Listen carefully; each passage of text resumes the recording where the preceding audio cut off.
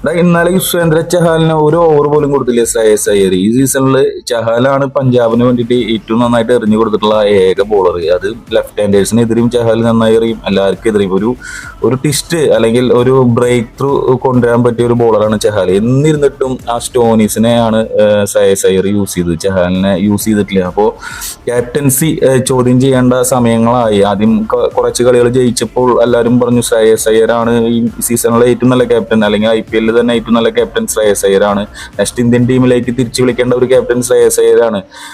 എന്തിന്റെ അടിസ്ഥാനത്തിലാണ് ഇതൊക്കെ പറയണത്? ശ്രേയസ് അയ്യർ ഇന്ത്യൻ ടീമിൽ അല്ലെങ്കിൽ ഇന്ത്യൻ ടീമിൽ T20 വേൾഡ് കപ്പിലെ ഭാഗം കൂടിയല്ല ശ്രേയസ് അയ്യർ. പിന്നെ ശ്രേയസ് അയ്യറിനെ ഒറ്റയടിക്ക് ടീമിലേക്ക് വിളിച്ച് ഇന്ത്യൻ ടീമിന്റെ ക്യാപ്റ്റൻസി കൊടുക്കുന്നത് നിങ്ങൾക്ക് തോന്നുന്നുണ്ടോ? ഒരിക്കലും ഇല്ല. ഇന്ത്യൻ ടീമിലേക്ക് വേണമെങ്കിൽ തിരിച്ചു വിളിക്കായിരിക്കും, ക്യാപ്റ്റനായിട്ടൊന്നും തിരിച്ചു വിളിക്കില്ല.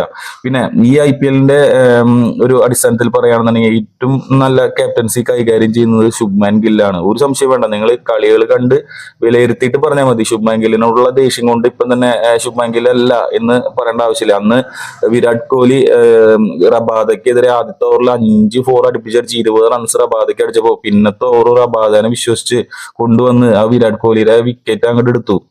അത് ചില ക്യാപ്റ്റന്മാർക്കുള്ള ഒരു പ്രത്യേകതയാണ്, അല്ലെങ്കിൽ ആ ഒരു ബോളറെ വിശ്വസിക്കുന്ന ഒരു ക്യാപ്റ്റനായിട്ട് GT, പിന്നെ ഫീൽഡിംഗ് പൊസിഷൻ ആയാലും GT വളരെ ഗംഭീരമായിട്ടാണ് ശുഭ്മാൻ ഗിൽ GT-നെ കൈകാര്യം ചെയ്യുന്നത്.